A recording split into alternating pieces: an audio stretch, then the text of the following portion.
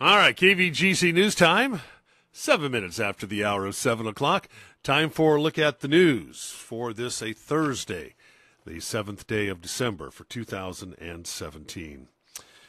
Today is December 7th, the day which President Franklin Delano Roosevelt proclaimed will live in infamy. On this date in 1941, 2,403 Americans were killed and 1,178 others were wounded in the surprise attack on Pearl Harbor. The attack came as a profound shock to the American people and led directly to the American entry into World War II in both the Pacific and European theaters. The following day, December 8th, the United States declared war on Japan, and on December 11th, Germany and Italy declared war on the United States. Again this year, the American Legion Post 108 will honor those who fought that day and those that died that day with a Pearl Harbor remembrance. The public is invited to stop by the post on Sutter Hill this morning at 9 o'clock. There will be coffee, orange juice, donuts, and muffins. Well, a motocross facility outside Ione slapped with a notice of violation and ordered by the county to cease operation. The facility has been drawing complaints from residents of Ione over the noise. The Ione Sands Motorsport Park, located south of Howard Park on Highway 124, has been the subject of noise complaints for its weekend races, both in online forums, such as Facebook, and to county officials. In a Facebook post, County Supervisor Richard Forrester confirmed the facility received a notice of violation from the county that a motocross track was not compatible with the current zoning and to cease operations. Well, KVGC has confirmed an application for general plan change, zoning change, and use permit have been made to the county for the property. Now, if approved, the motocross track would be able to operate legally. Following a review by county staff, the application will go before first the County Planning Commission, then Board of Supervisors for public hearings and approval. The county could deny the application or impose conditions of approval, such as restrictions of hours of operation. Now, the soonest a hearing could take place is in February, but review of the project could take longer before it appears before the public.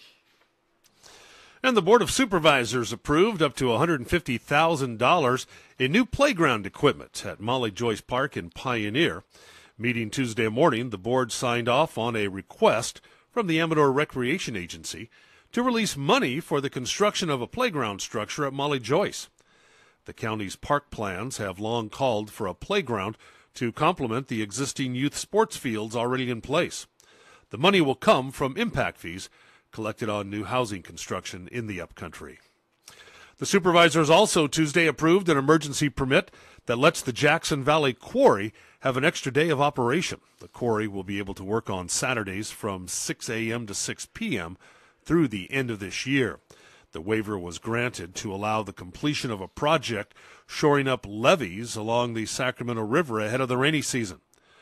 The board also heard reports on the state of mental health services in the county and the so-called SEED program, which provides public entities funding for solar power projects. Well, a two-car collision resulted in minor to moderate injuries late Tuesday. According to CHP, at around 9:30 Tuesday evening, Daniel Brown of Pittsburgh driving New York Ranch Road, heading south at about 30 to 40 miles an hour, approaching the intersection of China Graveyard.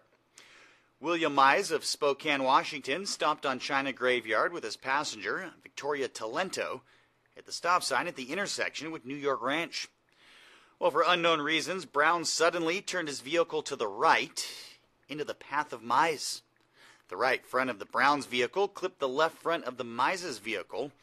The impact sent Mize into a clockwise motion, striking and running over the stop sign.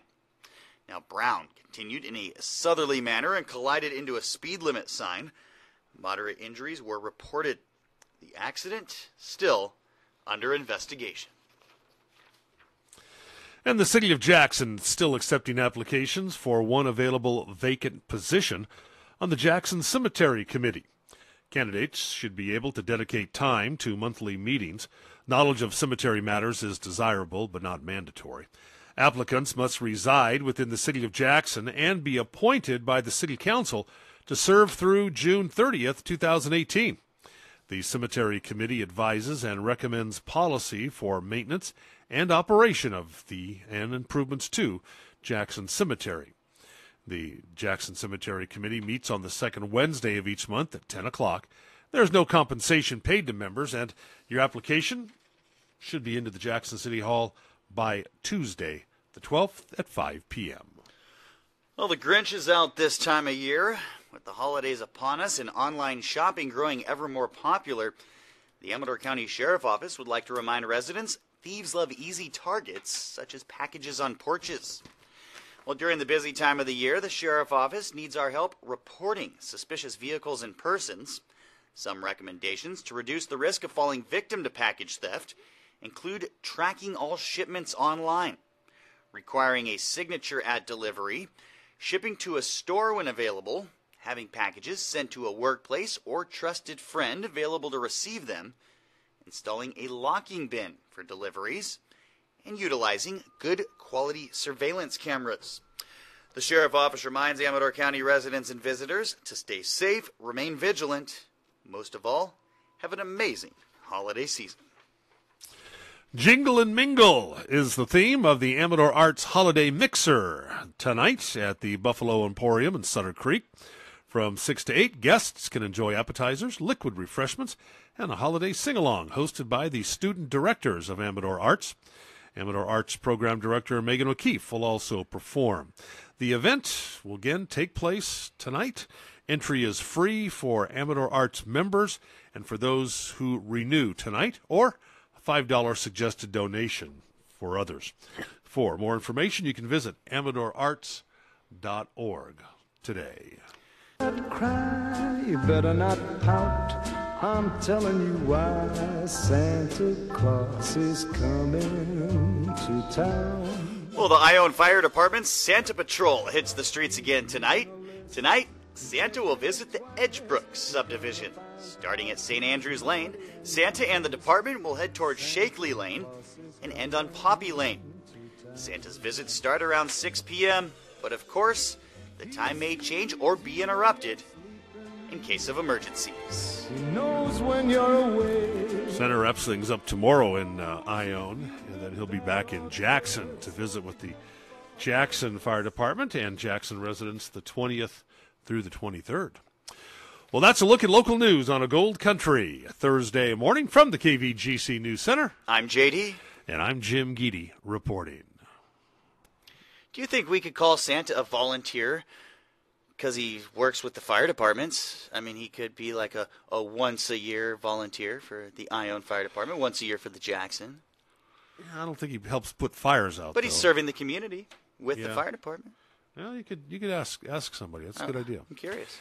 Well, that's a look at local news on this Gold Country Thursday. It's the 7th day of December for 2017. From the KVGC News Center, and I'm Jim Geedy reporting.